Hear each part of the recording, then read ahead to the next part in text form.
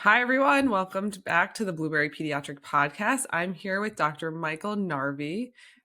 If you haven't noticed already, he's making a huge splash on social media, making incredible videos and talking about all things pediatric, babies, older kids, younger kids.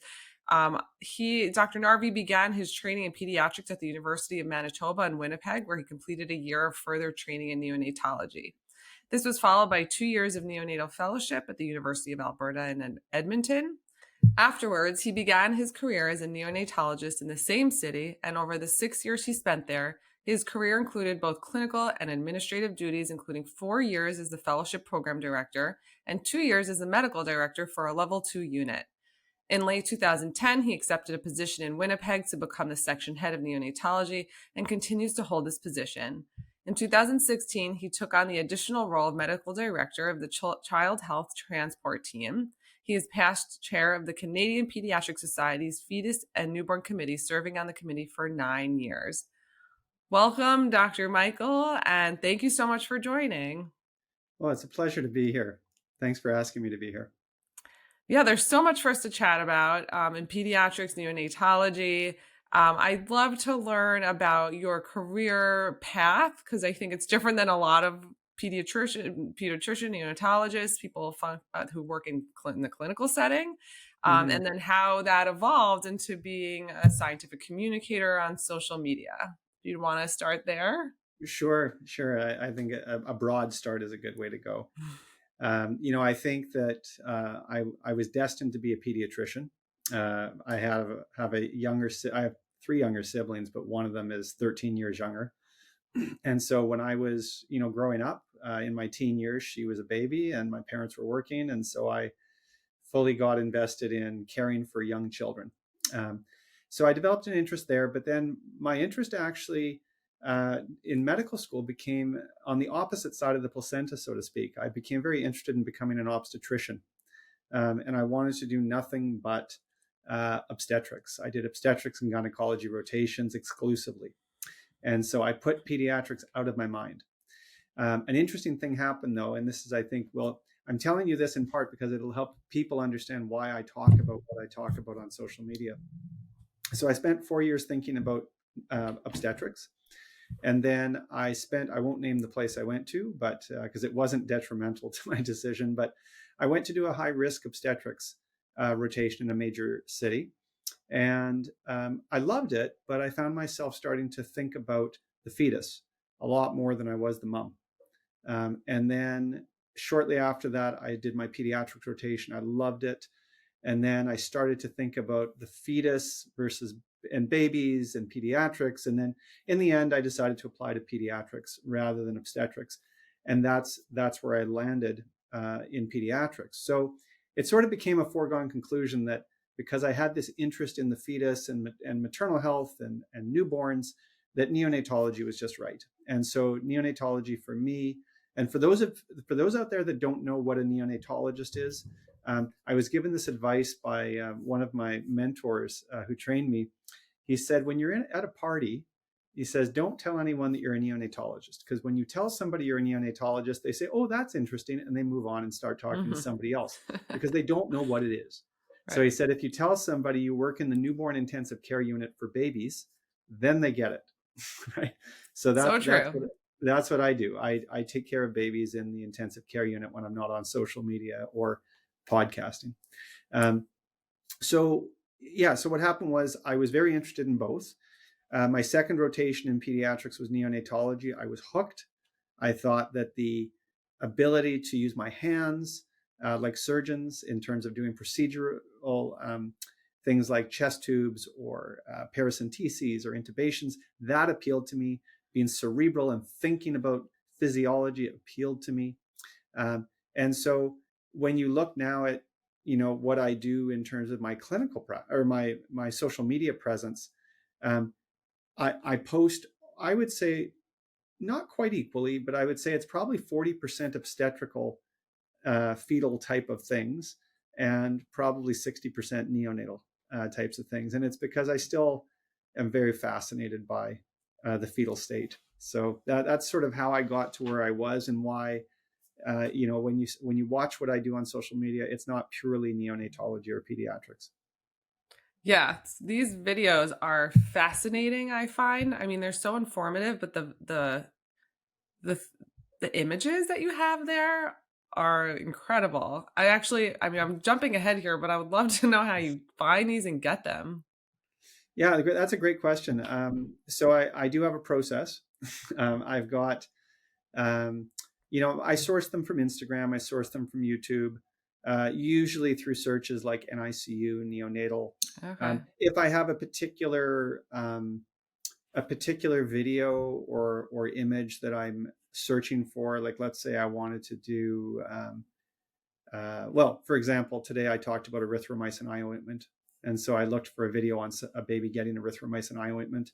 I also have something I set up as a medical, not a medical student, as a resident, an automated PubMed search that is delivered to my inbox every Sunday with all relevant neonatal articles. And I scan those looking for case reports, looking for That's very cool. interesting neonatal cases. Mhm. And then, on Twitter, I've set up a list of medical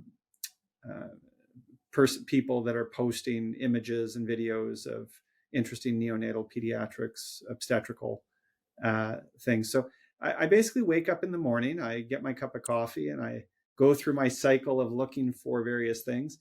And then finally, the other thing is I take my inspiration from what's around me. I mean, you need to be very, very careful when you're doing social media that you respect people's privacy. So, for example, you'll never see me say something like on a video, here's a baby with gastroschisis.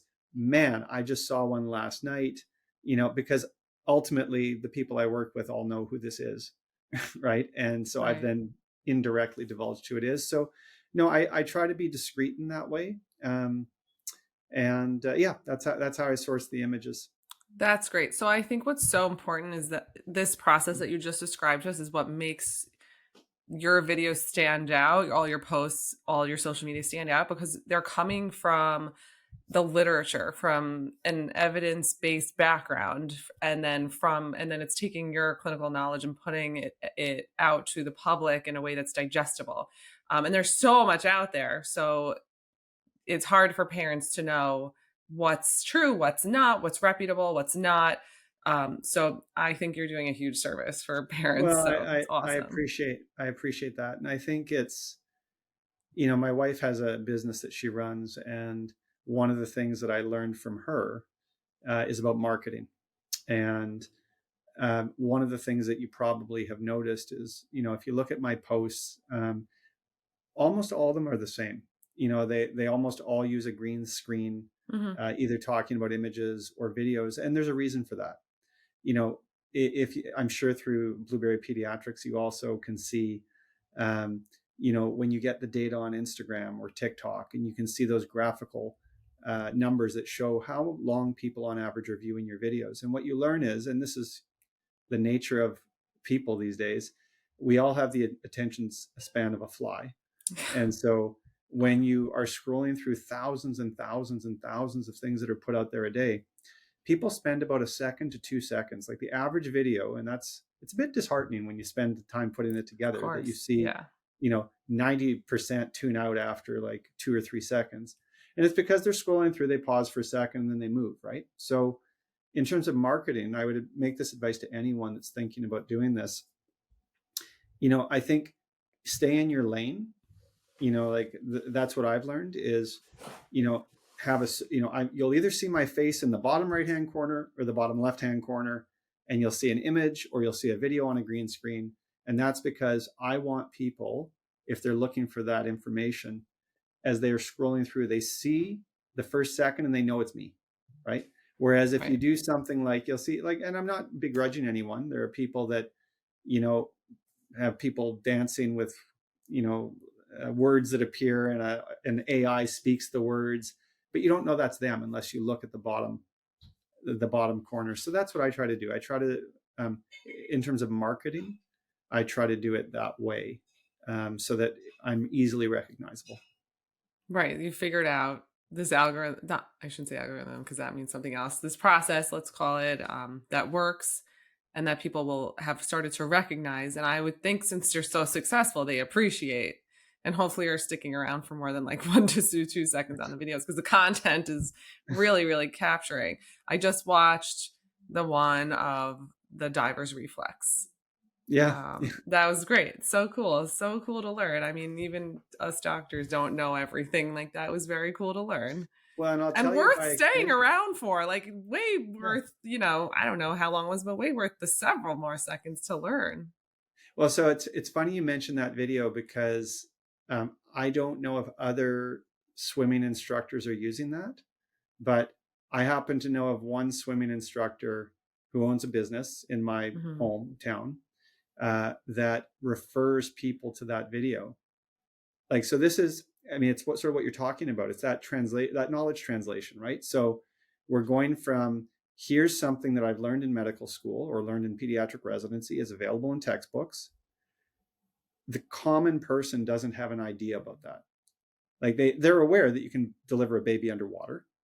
They're aware that you can throw a baby in the water. I'm not advocating you do that, but you can because people do that to teach them to swim, Yep, right? it's part of that. But Yeah. they may not realize why it is that the baby doesn't aspirate water, you know, in the first few seconds. I mean, if you leave them in there long enough, I'm not Obviously. advising that that would happen, but it's the diving reflex, right? And knowing that there are parents all over Winnipeg that are being taught the diving reflex and why it's safe, and they can trust, the process that this trained person who knows how to teach people to swim is using. I think that's great. That's like cross pollination. It's wonderful. Absolutely. Absolutely. I, as a parent, see that fear can like dissipate a little because you know your kid's safe and that it's incredible. There's a natural response in the body to handle that and to help the learning process and growth Mm-hmm. and evolution. It's so cool. Yeah. So some of the videos I've watched, I've actually, Mm-hmm. so I'm a pediatrician neonatologist, also a NICU. How did you say it? Uh, Newborn intensive a care newborn specialist. intensive, yeah, I should use that. Newborn intensive care specialist. I usually follow it up with, I work with babies, Yeah. sick ones, small ones. Um, I find even some of the videos that you post are actually hard to watch. Like some Mm-hmm. are really gruesome and difficult. Do you get feedback like that at all? Because I know on one hand, those are the videos that are like people can't, it's like that car accident that you don't want to look, but you have to Yeah. look. You don't want Yeah. to look, you have to look. Do you get feedback like that? Um, so, I do try to avoid putting anything too graphic up. I've started to put, you may or may not have noticed this, I'll put like trigger warning in the text. Sometimes I'll put trigger warning as a banner at the start of the video. You have to be very like there's a little bit of filtering already in the process that occurs before any of those videos get there, because I can tell you TikTok, which is where I have the biggest following, um, TikTok is the threshold for putting a label of, like graphic image Mm-hmm. or, like the warning banner is it's very low on TikTok. And so what happens is, for those of your viewers that don't know this, that are wanting to get into social media, whether you're on TikTok or you're on Instagram, there's like something called the For You page, which is really suggested content. So if you have a popular post, if Lindsay, if you release something that you goes viral, it stays on that For You page and is disseminated all over the world. And your views are going up, up, up, up, up. And then all of a sudden you may hit a brick wall. It just stops. And the reason that happens is because if something is deemed to be a sensitive image, it's taken off the For You page, because the idea is they don't want to disseminate it because there's a warning, right? So I kind of am very, very selective these days as to what I put up there for that reason. Having said that, there have been some things like, for example, like if I was to show epidermolysis bullosa, or if I was to show staphylococcal scalded skin syndrome, I mean, that's an important thing for people to see, because, as you said, for parental education. Like if skin started to peel off, I mean, I'd like to think that most parents would run right away to the hospital. Mm-hmm. But I think letting them know what these things might be when it happens, or if they get a phone call. I mean, what if they can't see it? They get a phone call from their daughter, let's say, or their son who's in Alabama, and they're in California, and they say, there's something wrong with my son's skin, and they're describing it. My phone's not working. I can't find it. Like, they're on the home phone, if they still have one. Like, I think it empowers people. And Instagram certainly is more forgiving with that. But TikTok, Okay. I've had quite a few over the last few years, community guideline violations, on TikTok because of those types of things. So I'm very careful. And last thing I'll say is that on the community guideline violation, because then your video is taken down entirely. It's not just not on the For You page, but then you get this nasty warning about, if you have another infraction, we're going to suspend your privileges and whatnot. In the world of pediatrics, you have to be very careful about what you're posting, because I've had a baby in a diaper where I'm trying to show a skin finding, right? And I get a community guideline violation for graphic nudity of a minor. Mm-hmm. And I say to myself, well, how is it that you can have all over, let's say, Instagram, you see breastfeeding mothers, which of course I support, but their baby's naked, right? Breastfeeding, and that's not flagged, yet a baby in a diaper is flagged as minor nudity. So yeah, TikTok is very sensitive. Gotcha. It seems like there's some work to be done there in evolving that as well to For sure. allow for appropriate content. I've actually written as an advocate to TikTok. It didn't go anywhere, but I actually wrote them on more than one occasion saying, I think that it would be well worth their while to perhaps look at having a medical professional division, or healthcare provider division, to look at more critically some of these things to determine. Because I've said to them, when they took something down, I said, this is something for the benefit of people all over the world. Like, this is a warning about something, right? So anyway, I could go on. You would think, now that you said that and thinking about it, you would think that already exists. And if it doesn't, that's actually kind of wild, especially after COVID and the fake news about all I won't even say the things, but all the things surrounding it. You would assume that exists, and if it doesn't, that's I think real disservice. I think there is, to some degree, there's representation. I do know of one organization in which there is a person at TikTok that they communicate with, or a team at TikTok they communicate with. But for the average individual, like when you say I've had success, I'll accept that. I've had some success. But, there are people, of course, with millions and millions of followers, and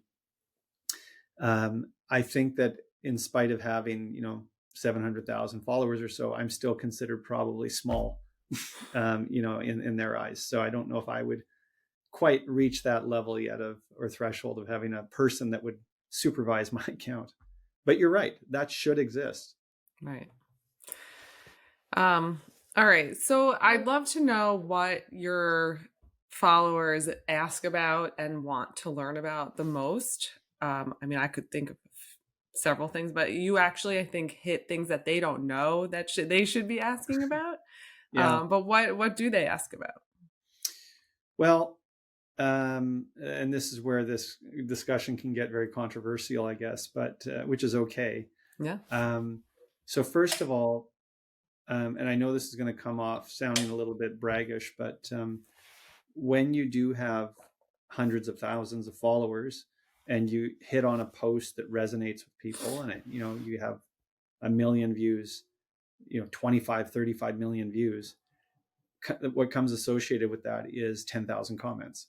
And, as someone who has a full-time job and does this on the side, you can't possibly respond to all of these comments. In fact, it's gotten to the point, quite honestly, where, unless I happen to open my phone, check TikTok, and a comment comes up right away that I say, oh, well, that's interesting, it's hard to get to them, because I'd spend I wouldn't sleep. I'd be up all night answering Mm-hmm. comments. So I think one of the things that I need to first off say is, if there are followers of mine that are watching and you've posted comments and I haven't answered them, it's not that I don't care. It's that, and it's tough to get to. So, but when I say controversial, when you're dealing with the, fetus, and you're dealing with a newborn, and you're dealing with babies, and you probably can see where I'm going to go with this.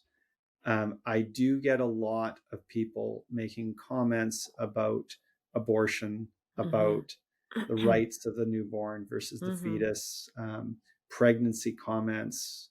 I hear a lot about Texas. Sure. And it's interesting that, a lot of times the post doesn't intend to go that way, but somebody makes a comment. All it takes is one. Somebody makes a comment, and then you start getting people responding. The TikTok algorithm says, oh, okay, people are interested in this post, starts pushing it out. And then more and more people see the comment and start layering on the comments, and it just snowballs, right? So a lot of the comments have to do with that. I will be frank and say I stay out of it, because regardless of what my own beliefs might be, it is one of those, and this is not because of followers that I stay out of it. It's because there is no right answer. No matter what answer you give, and no matter how you couch it, and no matter how you qualify it, there are going to be people that are going to be absolutely livid. And then what happens is your post explodes. I did it once. I responded once on this topic, and just the post went viral for the wrong reason, and upset a lot of people. There were many people that were cheering, and there were many people that were absolutely livid, and I feel like I ruined their day or their month or whatever.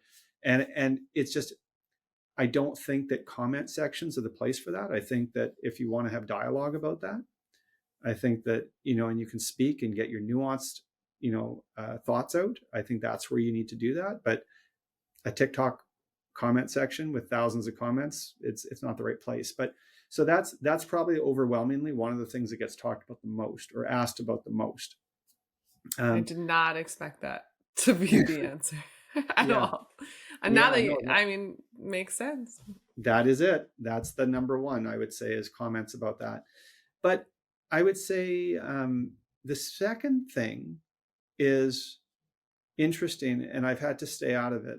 And it's a good thing to say. And for your listeners, for every pediatrician or neonatologist out there, I'm sure whether you're in Canada or the United States, your we have a college of physicians and surgeons, I actually don't know, that regulates us. Who regulates you in the US? The American Academy of Pediatrics, or the American Board of Pediatrics, I would say. Well, not for licensing. I mean locally. If you want to get a license, who do you apply to for your license? Oh, the states. Okay. Is that... All right. So we have what are called the college. I work in Canada, and we have to apply to the College of Physicians and Surgeons of, and you can fill in the blank for the province you're in, and they issue your license. The college has pretty strict guidelines on, and they exist now right across Canada. There's national recommendations. I'm sure the US has similar recommendations about the do's and don'ts of social media. And one of the do's and don'ts is do not provide specific medical advice over the internet, like on social media. It's different based on what I know of your organization about, if you have telehealth, or you have structured patient care, means of following up patients' care in the home and so forth. That's all legit. But I get a lot of questions, a lot of DMs saying, here's a rash. When I posted something on infantile spasms, I had a great video on infantile spasms, not that anyone needs to watch it, but it was one of those that went viral. But with that, when you get millions of people seeing your video, you get everybody looking at their child who's sitting in the rocker next to them, who makes one movement, and they're sending you videos. So I went through a long period of time where I was getting bombarded with videos from families saying, are these infantile spasms? Are these seizures? Can you tell me what this rash is? My baby's belly looks distended. What do you think?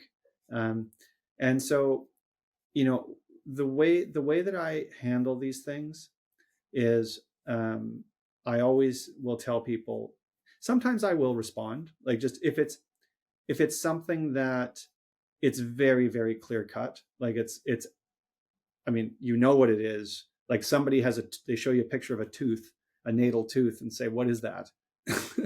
I'll say, well, that looks like a natal tooth, right? But I always will say, please go and be assessed by a qualified health professional. I can't provide medical advice to you directly Right. over, Well, it's but I so will interesting that provide general. gotcha, yeah, but so interesting that so many people are reaching out in that capacity when you would hope they have a medical home that they can trust and I mean, a natal tooth's been there from birth that like, Yeah. I don't know how old this kid was, but that they've seen a pediatrician to be able to ask that question. And that's like, this was not meant to be about Blueberry and what we're doing, but Right. hopefully, everyone deserves, kids don't come with manuals. A lot of parents don't know these medical things, nor should they. So to be able to reach out simply and easily, which is also, structure this generation now in the instant gratification, to be able to have like almost like a pediatrician in the family or someone they could ask all these random questions that they're Yeah. burning and that don't take a trip in, but they should have that like safety net or comfort Yeah. that And you're 100% right. And I think if you think more globally, like I should have specified, a number of these questions are coming from places where I suspect they don't have ready access to oh, pediatricians. okay. In Like America or outside? no, like I get things from Malaysia, from the Oh, okay. Philippines, from India, Gotcha. um, and I suspect, and I never judge people. Well, sorry, there are situations where somebody sent me something, and it's quite frankly, it's horrendously abnormal. Like it's really, really bad what's going on. For example, like I get a picture of a child with clear hydrocephalus, sunsetting eyes, and they say, I'm concerned about my baby's head. So what do you say to that? Right. So what I say is, to me, I would agree with you. This looks to be somewhat concerning. I would recommend that you go and get Gotcha. a consultation with someone. But I stop short of saying what I think it is. And I stop short of telling them that they should use this for treatment. But it's very, very difficult when somebody sends you something that is obvious, to not at least say, you should go see a doctor.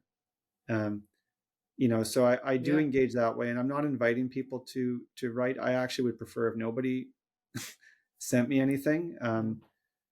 But people will do what they're going to do. Yeah. So Right. that is a challenge. Yeah, I would see why. I mean, even so, as doctors, we take an oath, do no harm, but there's also harm. So inaction is an action. And so I can't imagine receiving something that you know what it is could potentially make a difference in someone's life. Maybe. Yeah.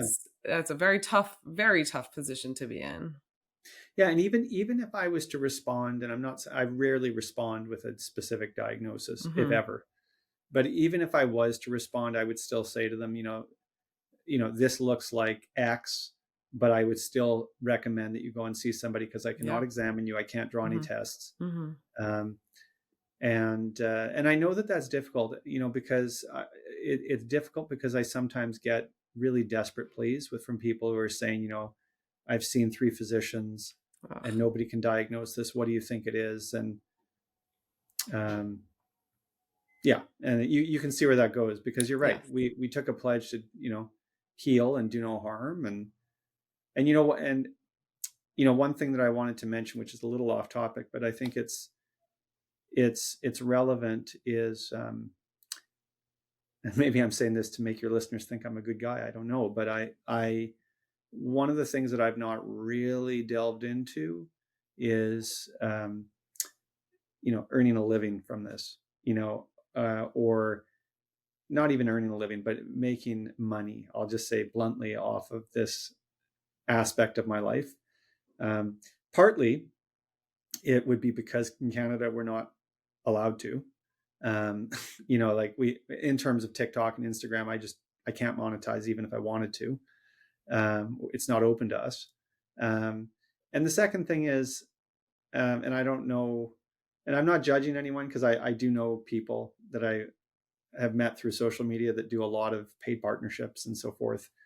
And I don't begrudge anyone if they want to do that. But from my own experience, I've been a little concerned about two things. One is, in my work, I have some pretty heavy administrative responsibility in the province that I work in, and nationally, administrative work with the Canadian Pediatric Society.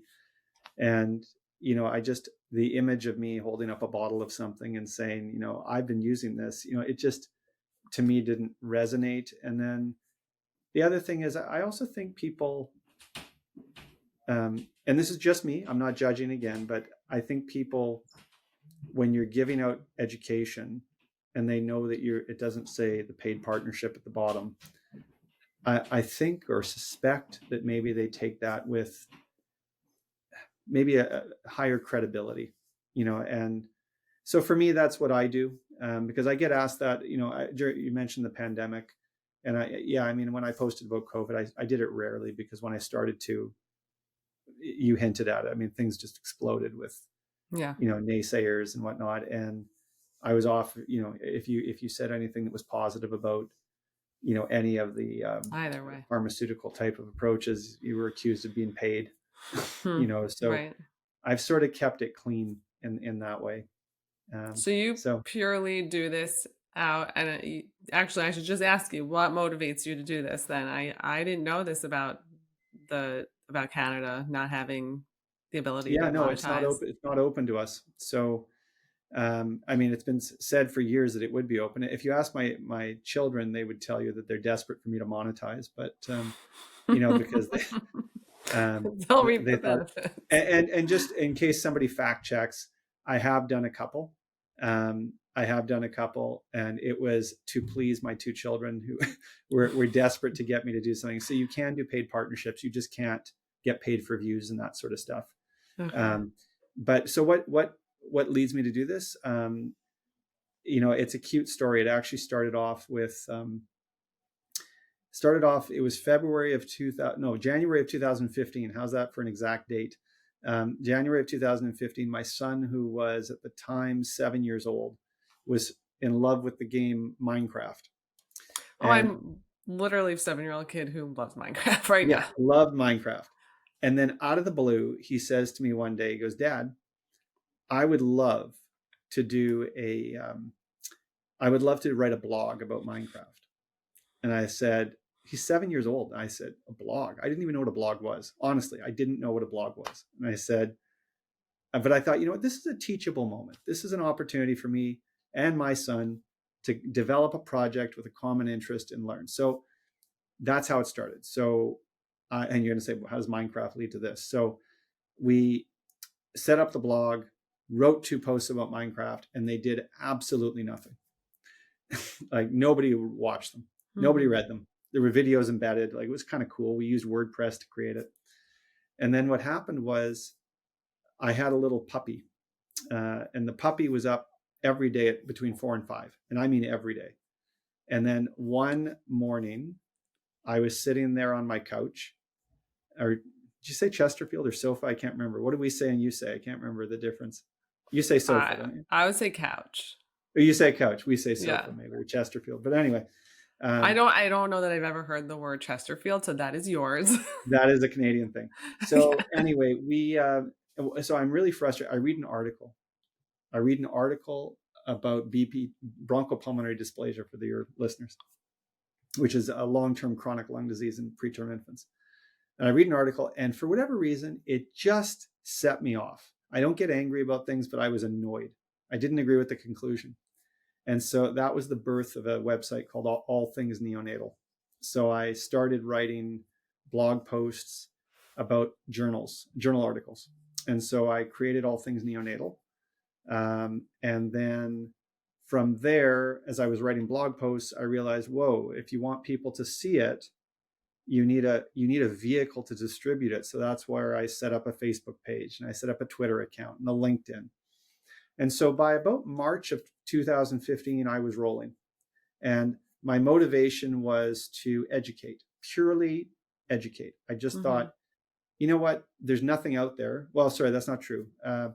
Keith Barrington, who's in Montreal, you may know his name. He had, I think it's neonatalresearch.org is his website. So he was doing a blog. And so I thought, let there be two. So I started writing. And then I thought, okay, well, I don't always have to post full articles. Maybe I can get into posting, abstracts, images, comments about abstracts, comments about papers, or cute comments about neonatology. And then from there, jump ahead to 2021. We were in the middle of the pandemic, and honest to God, I was bored to tears, and as we all were. And my kids, I blame my kids for everything. My kids had been on me for a year to get on TikTok. And I said, well, there's no way I'm dancing. There's no way I'm not dancing. I'm not thinking. I'm not You didn't doing want to do that. because that's what they showed me on TikTok. Yeah, that's all it was. Yeah. That's all it was. And so I said, finally, without them even knowing I was going to do it, I signed up for TikTok. I posted my first video. And so, I talked earlier about marketing and staying in your lane. So this is a very roundabout way to tell you that I have different social media accounts for different purposes.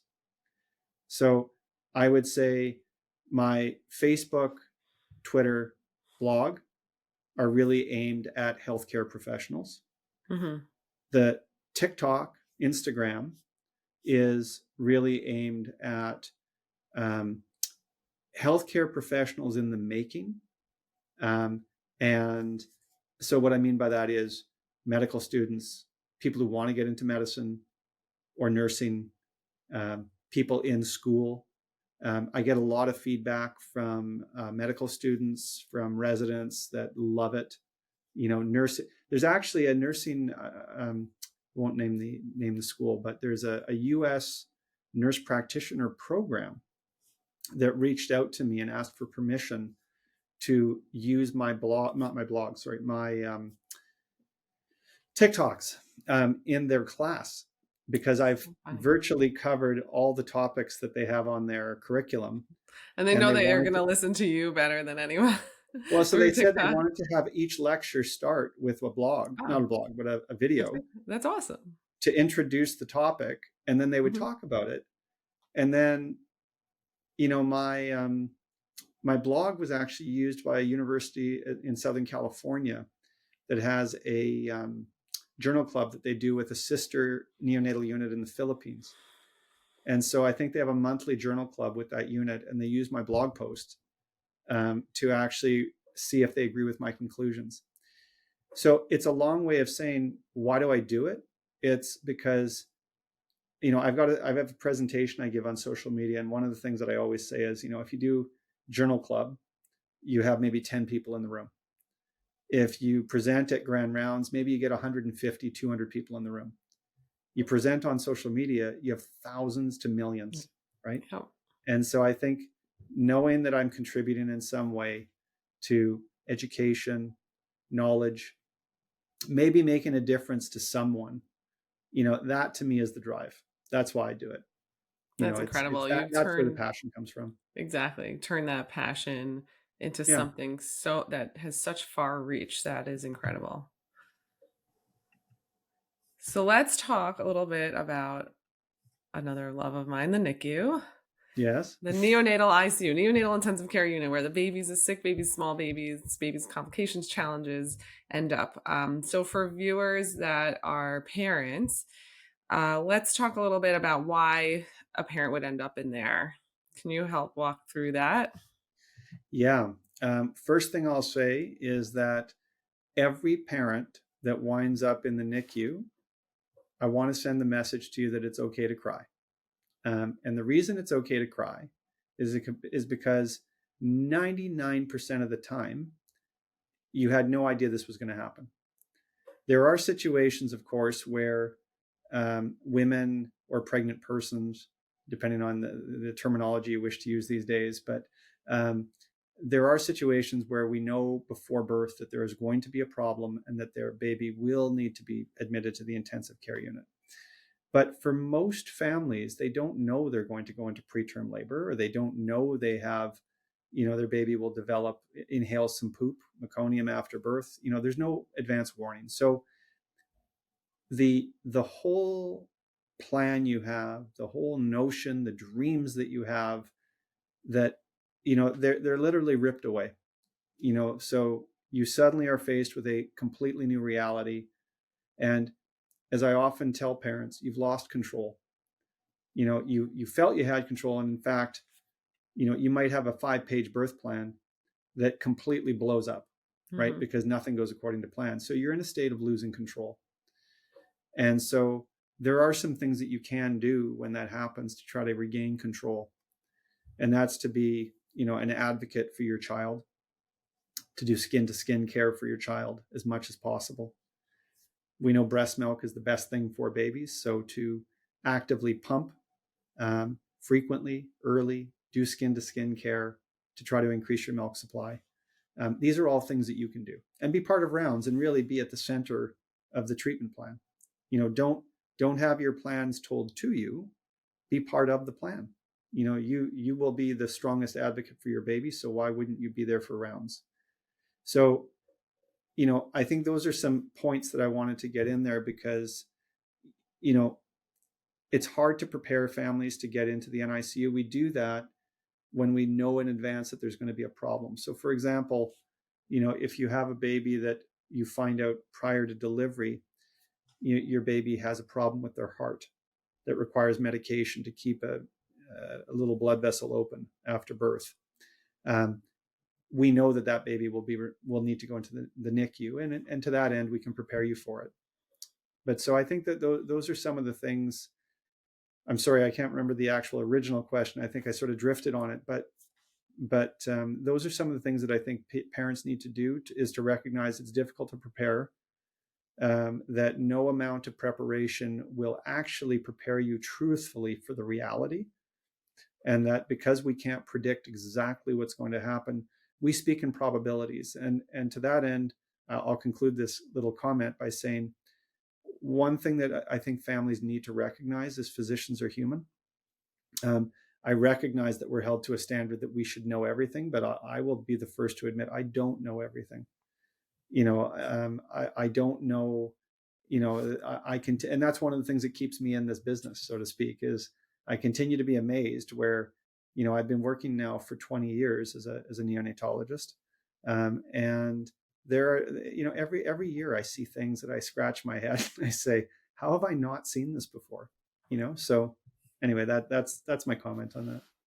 Yeah, gotcha. To really just echo what you said, I think there's a mourning that has to happen over the expectation of what a pregnancy and a delivery and then the immediate postnatal phase would be like, that parents have to first accept is not the reality, and then they're able hopefully to take the next step and engage, like you said, be present on rounds. Rounds is when the doctors and the whole team comes together around the bedside and talks about the baby's plans for the day. Yeah, couldn't agree more. It's really well put, all of that. What do you find hard about the job and most rewarding? What do I find hard about the job? I think the hardest thing about the job is, the herding of cats, so to speak. What I mean by that is, it's one thing to know what best practice is. It's another thing to get everyone to do best practice.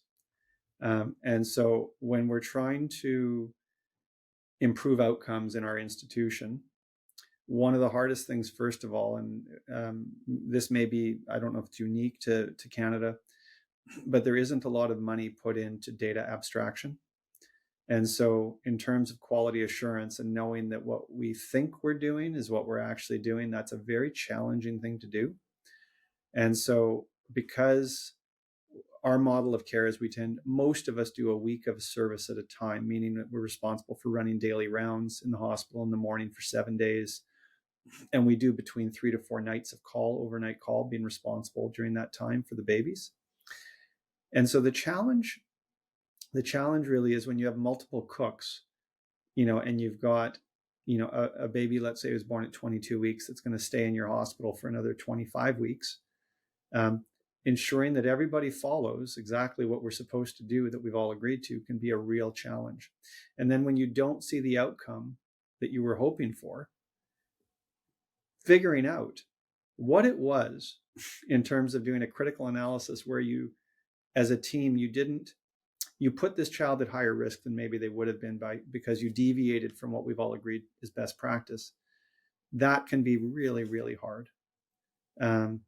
And so that's, I think, one of the biggest challenges. I mean, it would be easy to say the hours or, being up at 3 a.m.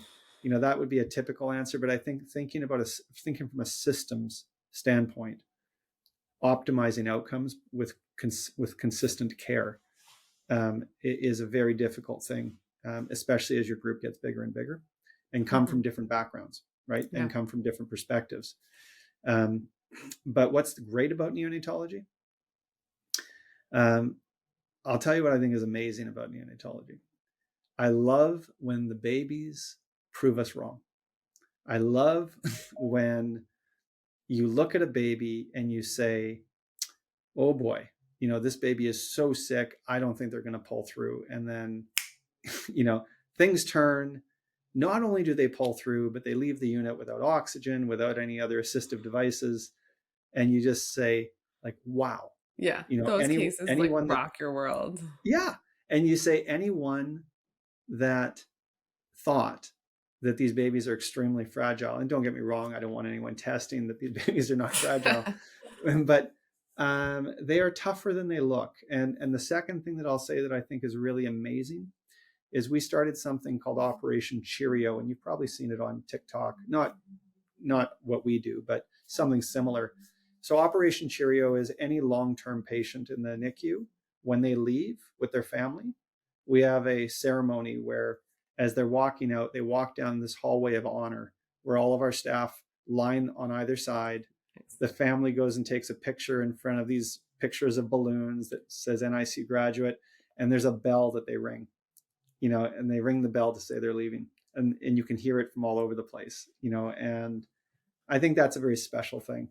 To witness the joy when they finally leave, or for some people it's anxiety, of course, going from this monitored environment to real life, but it's a beautiful thing. Yes, it is truly amazing. What do you think? So like you said, parents who end up in the NICU usually are not prepared and don't know anything about it. What would you want them to know about it if you could prepare a little? I'm going to give you the speech that I give to the parents. Sure. I've given it more than once. So what I tell parents to do what I tell parents is I'll say, have you ever looked at the long-term trend of the stock market, whichever one you want, the Dow Jones, New York Stock Exchange, NASDAQ, whatever it is. And many of them will say, yes. I don't always know that they know this, but I'll say, if you look at the stock market over time, the stock market looks like this, right?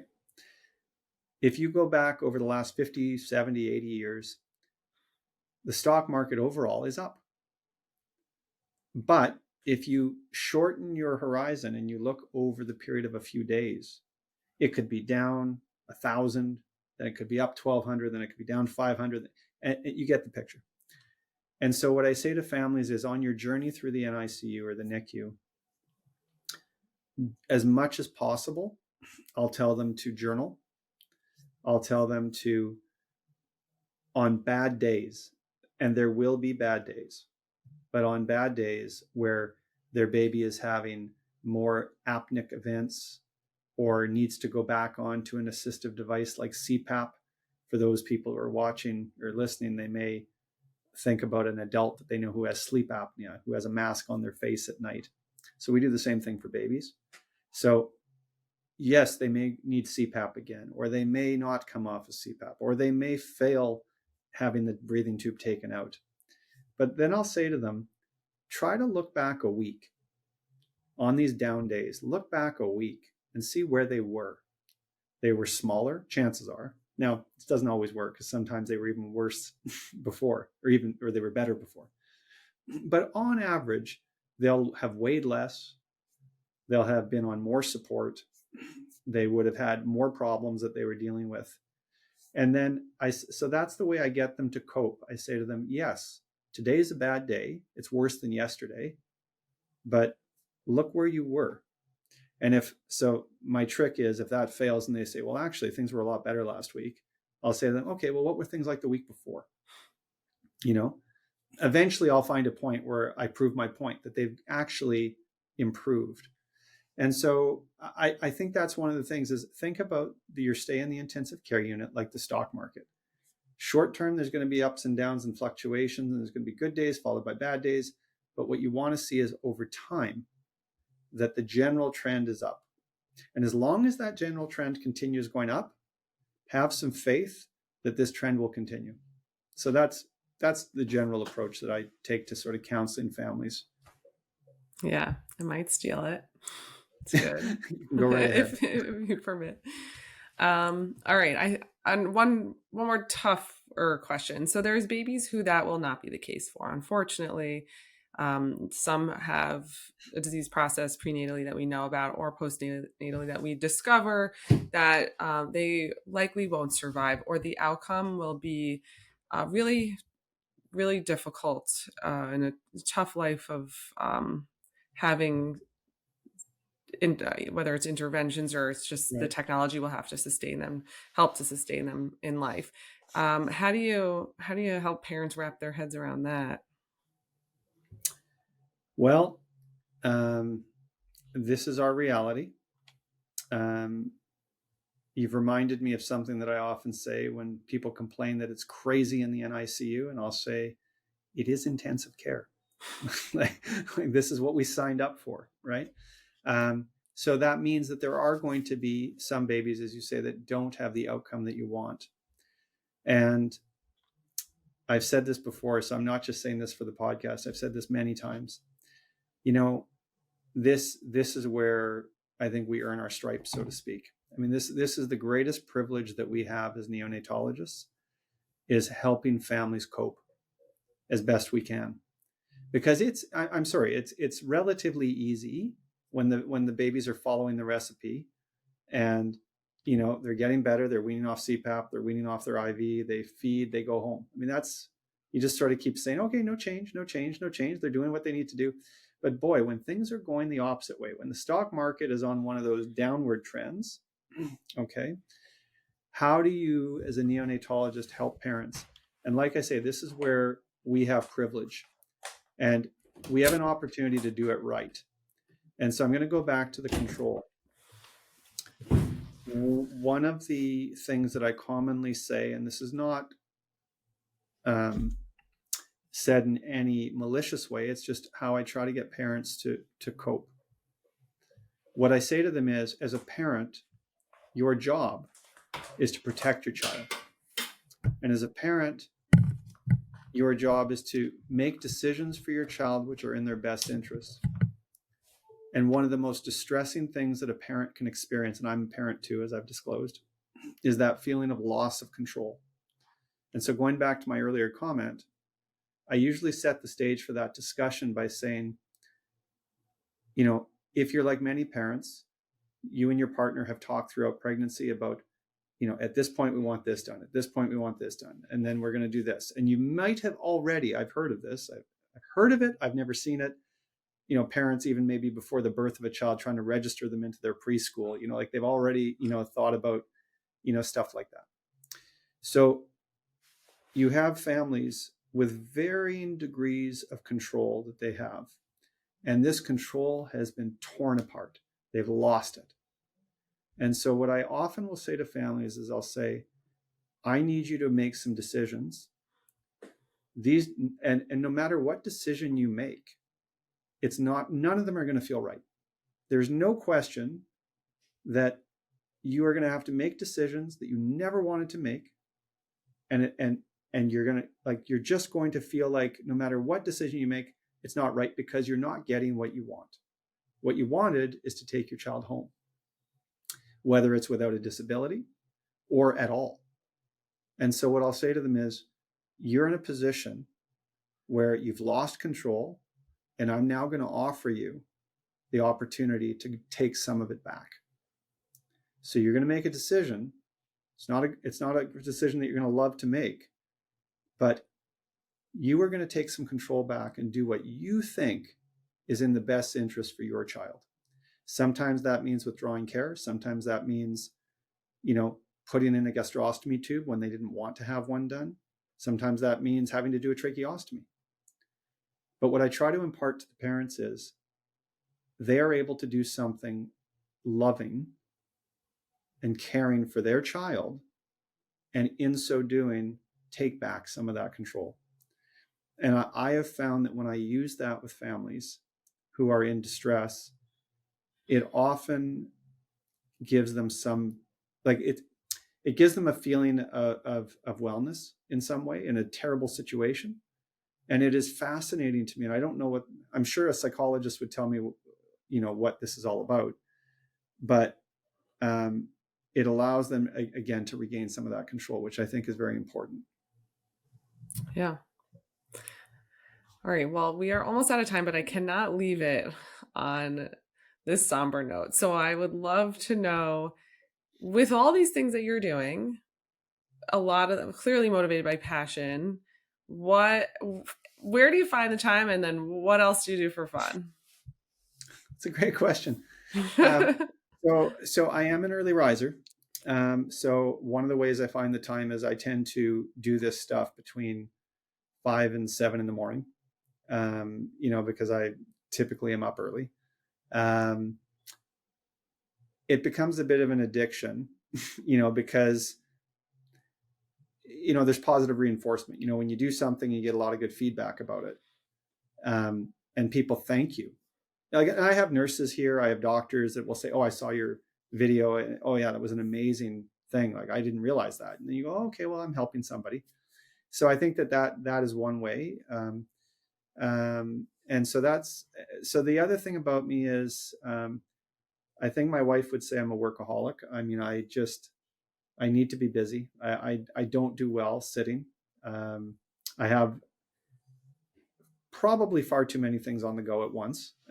But I managed to do it. But what do I do for fun? It seems like all this is fun to you. So what else? Yeah, I mean, this is fun. But I would say for fun, I'm like a lot of people. I think, I love great cooking. I like to go out with friends for dinners. I love traveling, whether it's, and by traveling, and I'm not making a plug for anyone to invite me, but, I've been very blessed to get invited to numerous places to speak, about some of the, whether it's a little, like I would not classify myself as a big researcher, but I've done some research, and sometimes I get invited to speak about it. Or even social media. Sometimes, I mean, there's no question, when I go up to a stage and I get an introduction of, "You've seen him on TikTok," and then, I get introduced to talk about whatever it is. I always like to, like I'm going to Oregon actually next week, and I love to speak, and I love to tack on a couple of days and then go travel and see nature and see places I've never been to. So whether it's with work related and then tacking on a little bit of extra, love that. Yeah. And then of course I'd be remiss if I didn't say family. I really enjoy spending time with my wife, with my kids, and just watching them grow and helping to guide them. I get a real joy out of seeing the accomplishments and knowing that, I think I'm definitely on track for what every parent wishes for, which is that their children either do as well, however one defines well, do as well as or better than their parents. And all of our kids are going to surpass me. There's no question. They're smarter for sure. And I have no doubt they'll be accomplished. And that gives me joy. Awesome. Well, they clearly have an incredible mentor in you. So no surprise there. Thank you. Thank Well, you. thank you so, so much for joining us. Do you want to tell all the listeners where they can find all your socials and your posts and your Oh, sure. sites? Sure. So the blog is www.allthingsneonatal.com. Twitter, uh, Twitter and Instagram and TikTok are all at NICU_musings or at NICU_musings. LinkedIn, I couldn't even tell you. I forget what it's some weird thing, but you can look up Michael Narvey. I'm sure you'll find me. And then what's the other one? Oh, Facebook. Facebook is funny. That's another story for another day. But it's All Things Neonatal 2.